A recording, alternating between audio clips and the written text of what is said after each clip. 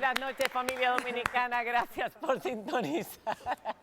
Gracias por sintonizar hoy jueves, ya un día donde empiezan a bajar las energías más relajadas para luego volver a coger el impulso del fin de semana. Querida, los tapones... No, qué locura. Han estado insoportables en este día. O sea, si esto es un preludio de lo que vamos a vivir en el fin de semana, vamos a tener que quedarnos en casa. Tener que quedarnos en casa. ¿Qué tal? ¿Cómo estás, querida? Bien, viendo que el correo llegó. Así, nos Estamos mandaron en un correo de negro. producción que teníamos que combinarnos las dos. Y fue una cosa increíble, lo hicimos. Eso fue totalmente programado, créannos. Buenas noches, bienvenidos. Qué honor que nos puedan acompañar a esta hora. Y como vieron, el programa del día de hoy es especial. Sí. Decía Edwin en la presentación que era de altura. Y no es porque nosotras seamos altas. No. ¿Vieron ustedes?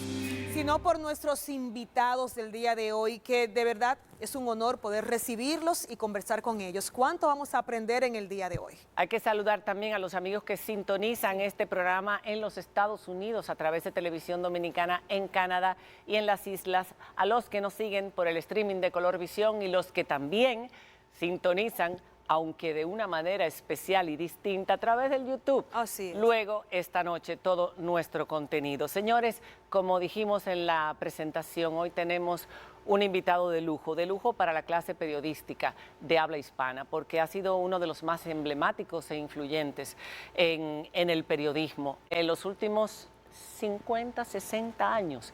Vamos a conocer un poquitito, grandes rasgos, en este compendio de una muy dilatada trayectoria que ha dejado una huella indeleble en el periodismo. Adelante.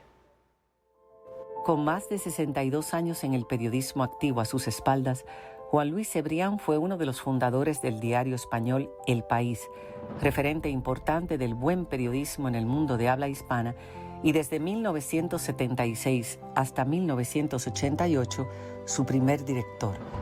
Durante su dirección, el periódico se consolidó como el más influyente en la España de la transición entre la dictadura y la democracia. Hasta el 2018 fue consejero delegado y presidente ejecutivo del Grupo Prisa, empresa dueña del País, Cadena SER, entre otros medios. Y desde ese año fue nombrado presidente de honor del periódico, cargo que ocupó hasta abril de 2024. Es además académico de la Real Academia Española y durante 25 años formó parte del exclusivo y poderoso Grupo Bilderberg. Ha recibido numerosos reconocimientos por su labor profesional durante medio siglo, tales como Director Internacional del Año concedido por World Press Review, Medalla a la Libertad de Expresión de la Fundación Roosevelt y Medalla de Honor de la Universidad de Missouri. Galardonado con el Premio Internacional Trento de Periodismo y Comunicación, Juan Luis Cebrián fue el impulsor de los premios Ortega y Gasset del periodismo concedidos por El País. Ha sido por varias décadas elegido una de las personas más influyentes en España y ha escrito más de 20 libros entre memorias, periodismo y política. Entre algunos títulos figuran La prensa y la calle, 1981, Reflexiones sobre el periodismo, El fundamentalismo democrático, 2003, Ensayos sobre democracia y medios, El pianista en el burdel, 2009, sobre los desafíos del periodismo en el siglo XXI, Primera página, Vida de un periodista, entre otros. Hoy día sigue escribiendo y opinando sobre actualidad política y periodística en medios de comunicación y realiza un programa llamado Conversaciones con Cebrián en un medio digital. Juan Luis Cebrián ha venido al país invitado a un foro de redes sociales, periodismo y democracia organizado por Indotel, donde dará una conferencia magistral sobre los desafíos del periodismo en la era digital. Esta noche tenemos el honor de recibirlo en esta casa. Bienvenido, Juan Luis Cebrián. Bienvenido. Bienvenido. Qué honor. Bienvenido. ¿Verdad que sí? A ver, Qué Alberto. placer, qué placer. ¿Qué me queda?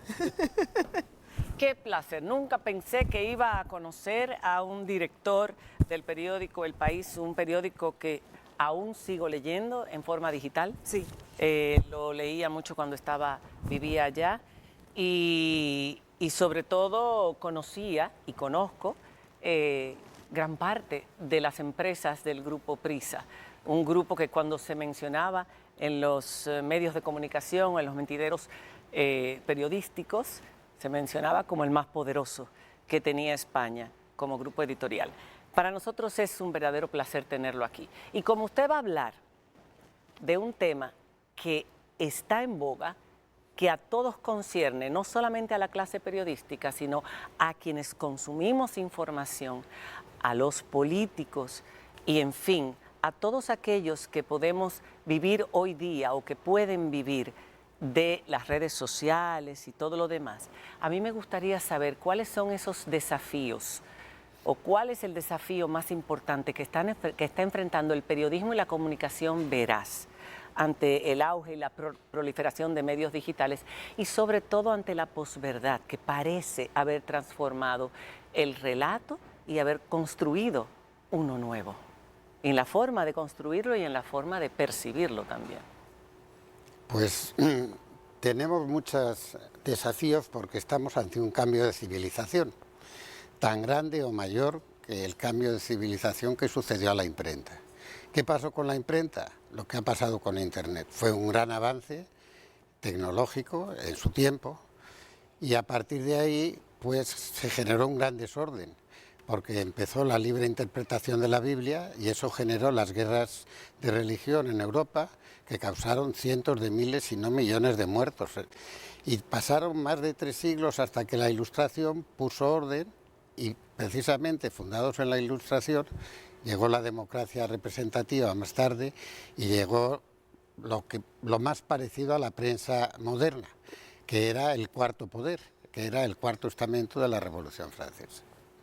Internet es un gran aporte tecnológico a la civilización y en principio hablábamos de la conversación global que iba a haber en Internet, ¿no? La libertad de expresión es un derecho de los ciudadanos, no es un derecho de los periodistas solo. Pero la libertad empieza y acaba donde empieza la libertad de los demás, ¿no? Entonces, ¿qué es la posverdad? La posverdad no es una mentira. La posverdad es una verdad emocional. Emocional. El que dice una posverdad piensa que es verdad y los que lo oyen también. Según el catecismo, la mentira es decir lo contrario de lo que uno piensa. Pero eso siempre ha existido. Lo que pasa es que nunca, precisamente quizás por el auge de las redes sociales, había dominado tanto el relato, la posverdad. Claro, pero las redes sociales, ¿quién ha hecho las redes sociales? Ahora se habla de la tecnocasta, porque todos los propietarios de las redes sociales han estado en la toma de posesión de Trump, pero las redes sociales las hemos hecho los usuarios. Yo he conocido prácticamente a todos, a Bill Gates, a Jack Dorsey, fundador de Twitter, a Zuckerman. Ellos no sabían lo que estaban inventando. Zuckerman inventó un sistema de intercambio de apuntes en la Universidad de Harvard. A Zuckerberg, Mark. Bill Gates Sí. estaba en el garaje de sus padres. Así es. Y había copiado un poco el sistema Windows para tratar de funcionar aquello. Jack Dorsey es todavía mucho más increíble. Él no sabía lo que estaba inventando, él hacía mapas. Sí, pero a mí lo que me preocupa de lo que usted mencionaba de la posverdad, cuando usted dice que es algo que nosotros queremos escuchar, nos dicen lo que queremos oír, pero no siempre es verdad. No está verificado muchas veces no ha atravesado la verificación de datos, no hay comprobación de fuentes. De hecho, hay mucha fake news porque está conectando con ese sentir de esa población. Es como si la gente quisiera que lo engañaran muchas veces, aún sabiendo que no hay credibilidad en las voces que está escuchando o en los textos que está leyendo, quiere creer eso. Claro. Es por eso que los medios se han dividido. Estos son para ustedes, estos son Hay para... periodistas de derechas y periodistas de izquierdas. Abiertamente Yo pregunto, hoy. ¿y dónde están los periodistas a secas? Ese es un problema, pero quiero decir, hay que distinguir la posverdad de las fake news. Las fake news son noticias falsas, que el que las dice quiere directamente engañar al que las escucha o al que las ve. La posverdad son verdades inventadas por el que las dice, pero que las quiere participar a otros, ¿no? Entonces, digamos, generan el relato, porque generan un tipo de adhesión de la gente, como podría ser también en un discurso religioso, ideológico de cualquier tipo, ¿no? ¿Cómo organizar esto? Es muy difícil, porque primero es una situación global. Cerca de 4.000 millones de usuarios de Facebook hoy día, más de 3.000 millones de usuarios de TikTok. TikTok tiene 8 años de edad. Hace 8 años no existía TikTok, hace 20 años no existía Twitter, ahora X. Hace 30 años, 25, no existía Google. Otra cosa es la velocidad a la que todo esto se está produciendo en un mundo en el que además hay cerca de 9.000 millones de habitantes, de los cuales más de 5 o 6.000 están en las redes, 5 o 6.000 millones están en las redes sociales. En pueblos de África donde la gente tiene problemas para comer a veces y para desarrollarse, pero tienen un teléfono móvil o inteligente, como los llaman, no sé si son muy inteligentes, para participar en esas redes sociales, ¿no? Entonces estamos ante un cambio global y estamos al principio de ese cambio. Ahora viene inteligencia artificial y computación cuántica, lo que da una mayor rapidez, que ese es un tema muy concreto de Internet. Todo sucede a la vez, en el mismo instante y en todo el mundo. Uno puede comunicarse desde aquí, desde República Dominicana, con Filipinas o la India, para decir cualquier cosa que se le ocurra, sin ningún tipo de caución ni de reglamentación de ningún género. Usted mencionó fake news y es un fenómeno que en las redes sociales ha encontrado un gran nicho. El reto para el periodismo que quiere recuperar la confianza en el público y contrarrestar el fake news, porque cualquiera puede subir cualquier cosa en las redes sociales, pero para el que hace periodismo y para aquel que quiere informarse con periodismo veraz, ¿cuál es el reto? ¿Cómo debe lograrlo? Porque hay una realidad, a veces, y lo hemos visto en muchos casos, hasta el periodismo tradicional, que no es nativo digital, pero que ha creado sus medios digitales, ha caído en esa vorágine de publicar informaciones que no son reales. Entonces, ¿cómo se puede contrarrestar esto y devolver la veracidad y la credibilidad al periodismo cuando se sabe hacer? Bueno, hay que decir que el periodismo tradicional ha padecido un ataque formidable con las redes sociales e Internet, porque la publicidad ha desaparecido de los periódicos, por ejemplo. Los periódicos vivían de los anuncios clasificados, no existen más anuncios clasificados en ningún periódico del mundo. Los periódicos en papel son ya una ruina, yo digo que son muertos vivientes, siguen vivos, pero están muertos, como los zombies, ¿no?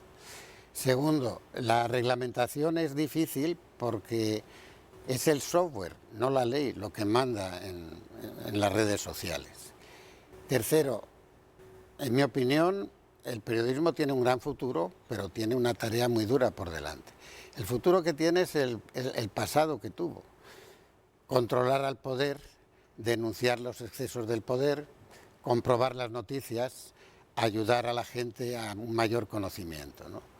Y hay unos sistemas profesionales que están estandarizados de comprobación y verificación de las noticias, de no admitir ningún tipo de censura previa, de responsabilidad frente a los errores, las calumnias o las injurias. El problema es que estamos ante una operación mundial y, por ejemplo, el anonimato.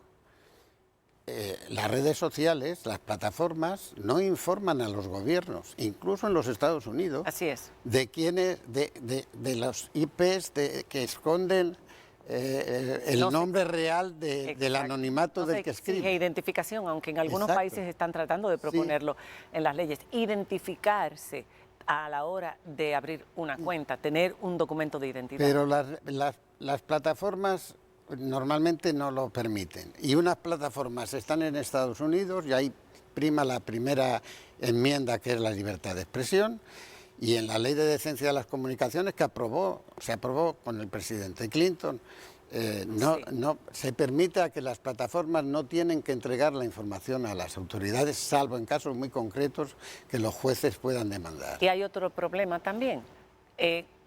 Usted dice que el modelo de negocio cambió para los medios tradicionales escritos y los televisados también. Poco a poco ha ido cambiando y han tenido que moverse hacia las redes sociales. Sin embargo, en las redes sociales lo que prima, aparte de la publicidad que se pueda colocar, esa publicidad va a depender del algoritmo que utiliza los contenidos que se viralizan y los prioriza. ¿Qué pasa? ¿Cuáles son los contenidos que se viralizan? No, pues Los titulares sensacionalistas, los contenidos sensacionalistas, donde muchas veces hay parte de verdad, parte de mentira, como son las fake news, donde hay posverdad, donde hay manipulación de la información y donde hay hasta teorías conspirativas. Entonces, ¿cómo competir contra eso? ¿Cómo el periodismo veraz, el periodismo que verifica, el periodismo que siempre fue respetado, donde si eras sensacionalista perdías crédito, donde si decías cosas sin pruebas perdías crédito? Y hoy en día no pasa. ¿Cómo va a sobrevivir ese periodismo? Bueno, en primer lugar, el problema que tenemos es que las plataformas lo que procuran es que haya muchos clics, porque cuantos más clics hay, más publicidad hay. La publicidad ha desaparecido. Entonces, para que haya muchos clics, lo importante no es tanto si es verdad o mentira lo que se dice o sensacionalista, lo importante es que haya polémica, que haya a favor. Sensacionalismo. Y está comprobado que Facebook elaboró algoritmos para producir efectivamente más polémica. Y eso es la polarización que está produciéndose además en política, en la sociedad civil, etcétera, en todo, ¿no? Entonces, eso solo se puede controlar mediante otros algoritmos. Vuelvo a decir, el problema es que la norma de las sociedades de la democracia industrial y civilizada era la ley, es la ley, la independencia judicial. Pero en plataformas porque además hay muchas más plataformas de las que habitualmente conocemos, y además que de repente están en islas del Pacífico el control central de ellas o lo que sea, que es muy difícil identificar. Es difícil que un juez en República Dominicana o en España o en Francia pueda perseguir la clarificación de esas noticias falsas o de castigarlas, que están hechas a lo mejor en San Petersburgo y financiadas por bandas de delincuentes rusos, pero financiados por el gobierno de Putin. Hay dos grandes edificios en San Petersburgo dedicados en gran medida a influir en las elecciones democráticas de los países occidentales. Que lo hicieron aparentemente en las elecciones del 2016 y lo han hecho a favor de Trump, a favor de Donald Trump, a favor de los independentistas catalanes, lo han hecho también en las elecciones británicas. Pero con fake news. Con fake news. Con fake news. Y con posverdad, mandándole la información que claro, reafirma la creencia. Pero no son los únicos, Es decir, hay que decir que también, precisamente las plataformas occidentales, decía Facebook, pues ha potenciado la polarización a favor y en contra, ¿no? Es un problema complicado, real. ¿Cómo va a sobrevivir el periodismo? Pues como ha sobrevivido siempre. Primero, haciendo frente al poder. Ahora hay mucho... En España, por ejemplo, el gobierno dice esto es terrible, hay que poner orden. Voy a decir yo qué es lo que es verdad y qué es lo que es mentira. Los mayores mentirosos del mundo son los gobiernos, en todas las historias. Cuando yo fui presidente del Instituto Internacional de Prensa en los años 80, y ahí hubo un problema muy grande en el Reino Unido con la prensa tabloide, a la que se acusaba de fake news y de etcétera y tal, a los tabloides. Que nadie les tenía respeto, pero los consumían, claro. Pero no tenían credibilidad. Bueno, no tenían credibilidad, pero el gobierno británico trató de aplicar un tipo de censura, y hubo una comisión del Parlamento británico, de Lord MacGregor, que hicimos con el Instituto Internacional de Prensa y hablamos con la UNESCO, etcétera y tal, en la que se demostró que los principales mentirosos, normalmente en todos los países democráticos, en las noticias que afectaban al poder político, eran precisamente los gobiernos. Los políticos. Entonces, ¿cómo la sociedad civil, las empresas de medios, los propietarios de las plataformas van a responder? Es muy importante. Lo que hemos visto es que, por ejemplo, Facebook ha tenido 3.000 llamados verificadores en España durante un tiempo, diciendo que verificaban la noticia. Zuckerberg los quitó. No verificaban nada, pero además, ¿quién es Facebook para aplicar la censura en España, cuando la Constitución española prohíbe todo tipo de censura previa? Hay un fenómeno, así como el fake news que usted menciona que es global, que también es global, y usted lo ha mencionado en varias entrevistas, y es la corrupción en el periodismo. Usted lo denomina como un fenómeno erosivo que va dañando la libertad de prensa, la prensa en sí, pero también la sociedad la debilita. ¿Cómo podemos luchar contra la corrupción cuando en las agendas se mezclan los intereses, se mezcla el poder, para recuperar el periodismo? ¿Y cómo afecta esto a las sociedades cuando el periodismo está corrompido desde las más altas instancias? Bueno, este no es un problema nuevo, lo que pasa es que es un problema que ha crecido con las nuevas tecnologías y además con la globalidad.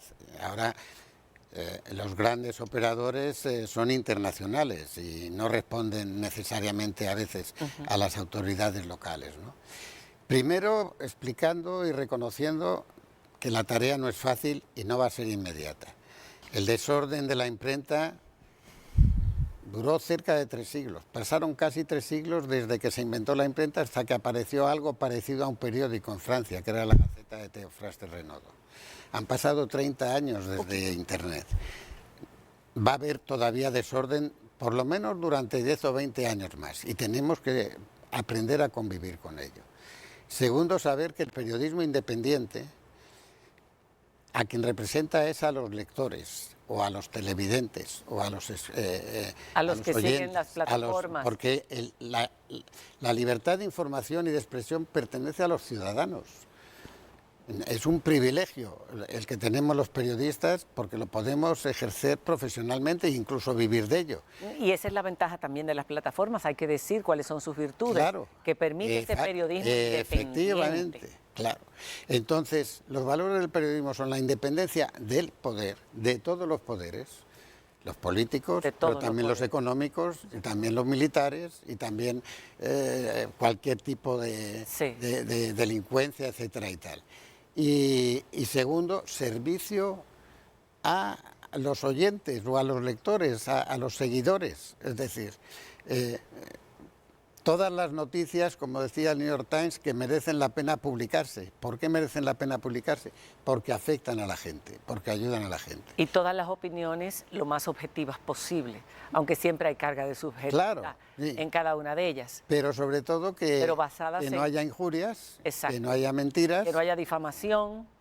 Efectivamente. Pero cuidado, porque el poder tiende a decir que la denuncia de las corrupciones es difamación. En España tenemos ahora un lío de corrupción de la familia del presidente Sánchez, su mujer y su hermano. Están ante los tribunales. Otro lío del que fue el número 2 del Partido Socialista con Sánchez, el ministro más poderoso, que ha pagado a aquí lo sabemos. Ha pagado a sus amores, espontáneos, etcétera y tal, con dinero público. Es decir, que los contribuyentes hemos pagado las diversiones. Él está hablando del gobierno socialista de Pedro Sánchez, cuando usted siempre ha sido un votante socialista hasta la última vez que votó, que creo que dice que se abstuvo, pero ha sido ahora un crítico mordaz, bueno, un crítico muy duro del gobierno de Pedro Sánchez. Y ahora que usted habla de las corrupciones, aquí se hizo un video en España sobre la isla de las corrupciones, donde colocaban a la República Dominicana y nuestra bandera.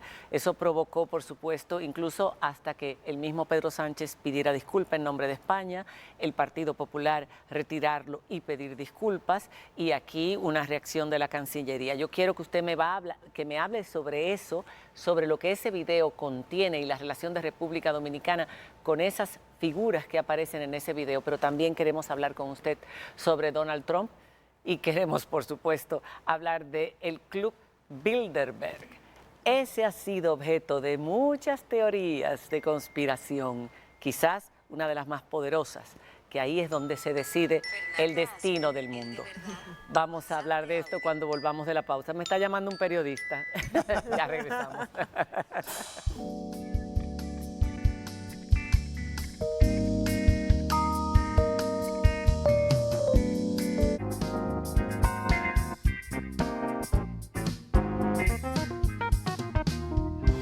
Le dejamos la primera de las preguntas planteadas antes de la pausa a Juan Luis Cebrián. Ya ustedes lo han conocido hasta ahora. El video que sacó el Partido Popular con inteligencia artificial y que tituló La Isla de las Corrupciones, a propósito de un programa muy popular La también. Isla de las Tentaciones. La Isla de las Tentaciones es el programa, le cambió el nombre, La Isla de las Corrupciones, utilizando figuras del gobierno de la Moncloa, o sea, de Pedro Sánchez y de su esposa Begoña, que están involucrados o están siendo denunciados como involucrados en actos de corrupción con relación a nuestro país. Primero que nada, ¿qué daño le hace esto a República Dominicana? Segundo, ¿cuál ha sido la participación de nuestro país? Porque mucha gente puede ir a hacer cualquier cosa a cualquier país. Pero una cosa es eso y otra cosa es que autoridades se involucren y faciliten este tipo de cosas. ¿Y qué piensa usted de esa movida? De ese tipo de movidas y de ataques que tanto se van a ver ahora con el desarrollo de la inteligencia artificial. Pues yo en primer lugar pienso que es lo que está sucediendo es fruto del mal periodismo que mucha gente hace en las redes sociales y en algunos medios profesionales tradicionales. Porque lo que es cierto es que hay un problema de corrupción en el que solo han participado, que nosotros sepamos hasta ahora, españoles, ciudadanos españoles, empresas españolas, el gobierno español, etcétera. No ha habido gobierno dominicano. Y no ha habido para nada ni instituciones, ni empresas ni personas, ni empresas dominicanas. Lo que ha habido es que algunos de esos españoles, de una manera u otra, trayendo maletas o sin traerlas, el presidente de la Federación de Fútbol, que también le acusaron, también le encontraron dinero aquí en una casa que tenía, pero... Y probablemente han tratado de esconder dinero también en otros lugares, no solo en Dominicana, ¿no? Pero está un poco, es decir, la imagen típica, anciana, caribeña, por así decirlo, ¿no? Y eso ha perjudicado mucho a la República Dominicana en un momento en el que además la República Dominicana es de los países de América Latina que tiene mayor seguridad jurídica, mayor estabilidad política, donde el gobierno está haciendo una lucha contra la corrupción, que no quiere decir que haya vencido totalmente, hay corrupción en todos los países, claro, pero desde luego Abinader ha hecho un gran esfuerzo en eso y donde efectivamente pues la República Dominicana como tal no tiene nada que ver, salvo que había unos españolitos que se metían aquí un dinero y se lo traían para meterlo debajo de las piedras. ¿Qué tipo de daño nos está haciendo en España? Yo creo que hay un daño reputacional y yo le animaría al gobierno, y se lo he dicho a algunos representantes del gobierno de Abinader, a que procure hacer una campaña profesional y bien hecha de explicar que aquí hay una lucha contra la corrupción, que probablemente siga habiendo muchos problemas, como los hay en todos los países, pero que desde luego en este caso no hay ningún tipo de relación del país, ¿no? Y que es una barbaridad lo que ha hecho el Partido Popular, pensando que como era divertido, los jóvenes, los más jóvenes que no leen periódicos y ni siquiera ven programas de televisión y no saben nada de nada, pero ven TikTok y ven, ay, qué divertido lo de la Isla de las Corrupciones o la Isla de las Tentaciones. Vamos a poner algo. Pero yo sí creo que, primero, que es muy injusto para la sociedad dominicana, no solo para el gobierno, para la sociedad dominicana que está haciendo un esfuerzo. ¿Y la comunidad allá? Y para la comunidad dominicana de allá, hay 200.000 dominicanos, aparte de otros 200.000 que son ya españoles y que están enormemente integrados y que además están muy integrados y son muy apreciados en la comunidad española. Ahora que usted menciona el tema político, vamos a ir por esa línea. Y no quiero hablar de sus medidas y un análisis porque eso lo vamos a hacer ahora. Pero usted dijo una frase hace ya muchos años, pero cobra fuerza en estos tiempos, que gobernar no es mandar por más mayoría que se tenga.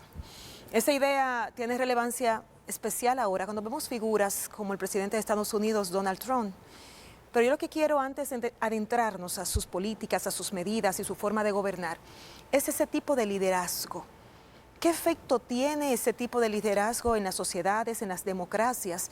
¿Y por qué generan tanto arrastre? Porque hay trumpistas no solamente en los Estados Unidos, sino en diferentes partes del mundo, incluyendo Europa. El impacto de este tipo de figuras a la sociedad y a la democracia.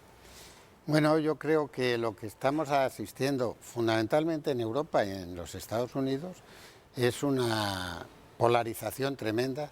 De hecho, Trump ha tenido, nada, unas décimas más de votos que tuvieron los demócratas. Lo que pasa por el sistema electoral y los votos de cada estado, pues ha tenido la mayoría. En España fue estamos exactamente igual. Ni unas décimas, unas décimas, ni siquiera eso. Ni siquiera unas décimas, ¿no? Pero quiero decir, es el triunfo de la partitocracia, es el triunfo. Los partidos políticos son necesarios para que funcione la democracia, porque tienen que hacer la representación, pero no son los dueños del poder. Y en la democracia, primero, tiene que haber respeto a las minorías. Las minorías tienen su derecho. Las minorías tienen que controlar al gobierno. Los parlamentos tienen que controlar a los gobiernos, pero cada vez más son los gobiernos los que controlan a los parlamentos en muchos países. Hasta en Estados Unidos, que ha sido un contrapeso extraordinario, se está resistiendo el Congreso. Claro. Y luego tratan de condicionar o de ocupar el Poder Judicial. Por cierto, hay que decir que una de las cosas que verdaderamente es admirable son los progresos que en el Poder Judicial se están haciendo en República Dominicana. Es uno de los países con mayor seguridad jurídica para las inversiones extranjeras, etcétera y tal. Y además es uno de los países con muchos controles bancarios respecto a la circulación del dinero, etcétera y tal. Pero los poderes, el poder, como decía un famoso primer ministro británico, el poder corrompe siempre y el poder absoluto corrompe absolutamente. Corrompe absolutamente. Y Donald Trump le dijo a Bob Woodward, el periodista, uno de los dos periodistas del Washington Post que con sus investigaciones dieron al traste con la presidencia de Nixon, en una entrevista que le hizo a Donald Trump en campaña en el año 2016, le preguntó que qué era el poder.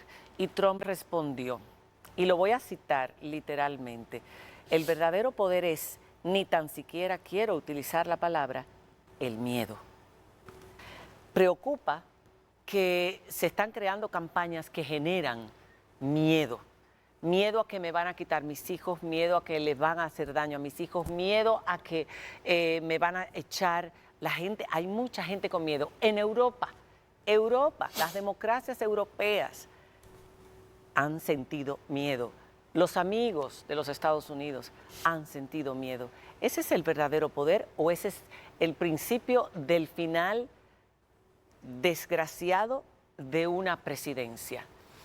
Bueno, vamos a ver, yo creo que corren malos tiempos para la democracia en general, precisamente porque hay una acumulación, y además con pretextos a veces un poco estúpidos, hay una acumulación de poder en los que ejercen el poder en todas partes, incluido en las democracias. Lo que pasa es que las democracias se supone que hay un sistema de control del poder, que el poder trata de evitarlo, ¿no?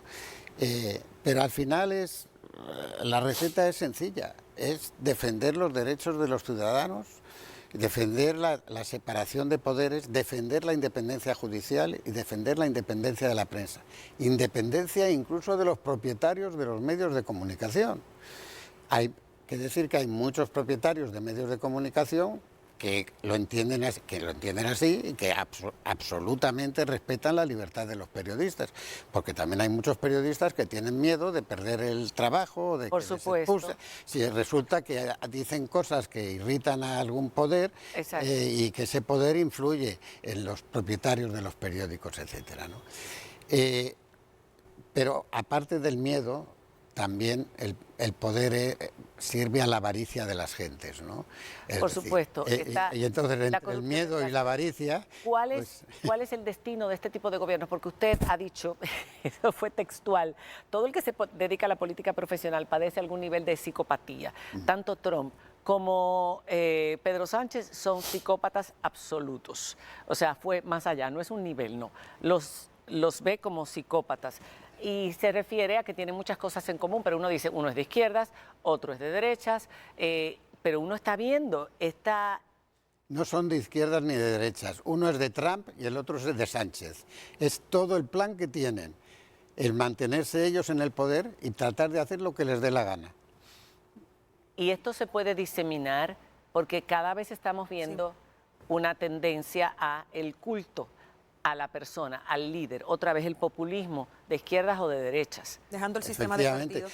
Pero, por ejemplo, en España tenemos una ley electoral donde las listas para votar a los parlamentarios, a los diputados, son cerradas y bloqueadas. ¿Qué quiere decir esto? Que uno vota al partido, no vota al diputado. Yo, votante de Madrid, yo no elijo a mis mis representantes. No puedo tachar en la lista del Partido Socialista, que la encabeza Sánchez, si yo quiero votar socialista, pero no quiero votar... Es fatal porque los diputados dependen del jefe del partido, dependen de si van en un buen sitio en la lista para salir diputados o no, porque en la lista hay 30 nombres, pero a partir del 7º, 8º nombre es difícil llegar a ser diputado, ¿no? Y entonces a quien obedecen y a quien... O sea, a ellos no les importa lo que piensan los electores, sino lo que piensan los jefes de los partidos para poder efectivamente estar en un lugar bueno y salir diputados. Pero esto no es solo un problema español. En el Reino Unido, el Partido Socialista, el Labour, ha tenido el 32, 33%, 34% de los votos. Sí. Tiene el 60 y pico % de la Cámara de los Comunes. Así es. Es decir, que es el tema de cómo la representación política se hace es un tema complicado. Tengo una pregunta más. ¿Tú tienes alguna? No, adelante, porque quiero... Como ya estamos cerrando, que sea usted. Esta última. Okay. Dele usted. Tengo varias, pero se quedarán para otro. El Club Bilderberg. Hecho antes de los años 60, fundado, la primera reunión. Finales de los 50. A finales de los 50. Ha sido protagonista de una teoría de conspiración importante que se ha dejado y se ha extendido y siempre se menciona. Sobre todo se mencionó en el gobierno anterior. Y de hecho, en los Estados Unidos, y de hecho, este gobierno es el que viene a combatir ese orden mundial que ese grupo de los más poderosos del mundo establece en esas reuniones que han sido secretas hasta hace poco tiempo y de las que nadie sabe. En ese orden mundial que se establece y que se trata de regar por todo el mundo y que se impone a través de los distintos gobiernos. Usted ha formado parte de ese club durante 25 años.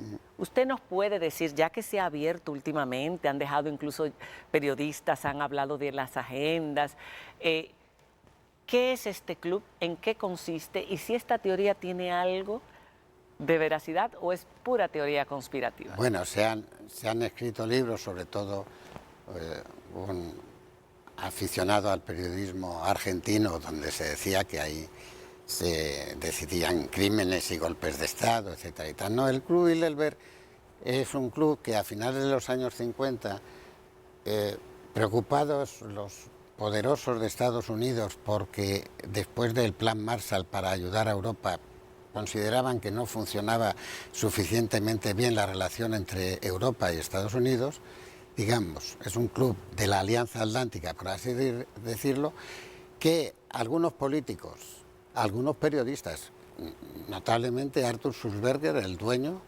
del New York Times, algunos banqueros, banqueros, etcétera y tal, pues nobleza, empezaron a formar. Y se llama Bilderberg porque la primera reunión la hicieron en un palacete de la monarquía holandesa, que se llama Bilderberg. Pero eran secretas. No eran secretas, eran discretas. ¿En qué sentido eran secretas? Diferente. No se comunicaban al principio. Y segundo, los asistentes se comprometían a no contar lo que decía cada cual en esas reuniones, la fórmula llamada Chatham House. Puedes hablar de lo que se ha dicho, pero no puedes hablar quién lo ha dicho. Y estaban, aparte, esto lo inició Rockefeller. Exacto. Pero también estaba Gianni Agnelli, el dueño de la Fiat, el presidente de la Fiat.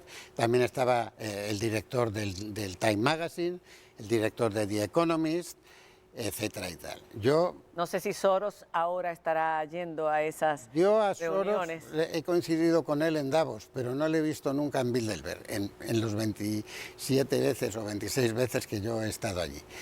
Pero concretamente yo entré en los años 80 y luego fui miembro del comité directivo.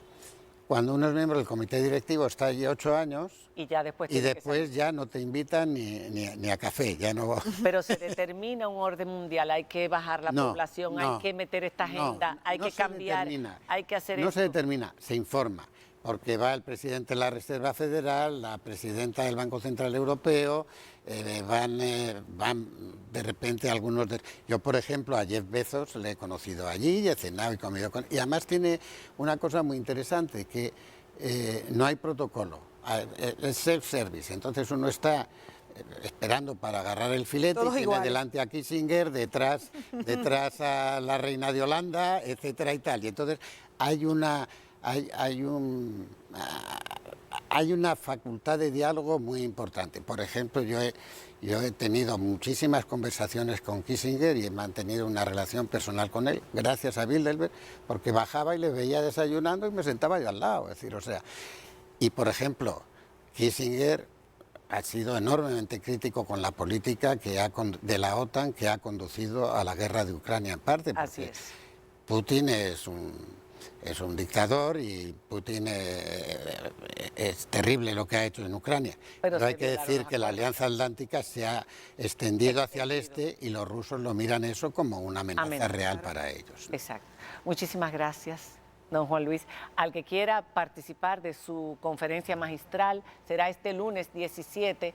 Se busca información Indotel a través de las cuentas de Indotel. Ahí está, de 5 a 8 de la noche, el lunes 17. El martes continúa el foro de 9 a 3 de la tarde. Y ahí podremos disfrutar, espero poder participar si pudiera, En pero no UNIBE. creo que voy a poder. Todo será en UNIBE, con alianza con UNIBE. Ahí está, para cualquiera que desee participar. Muchísimas gracias. Muchísimas gracias a vosotras y enhorabuena por un programa que habla de política en el prime time de la televisión. Gracias. Hacemos una pausa y ahora hablamos del Pico Duarte. Cuando regresemos, ya volvemos.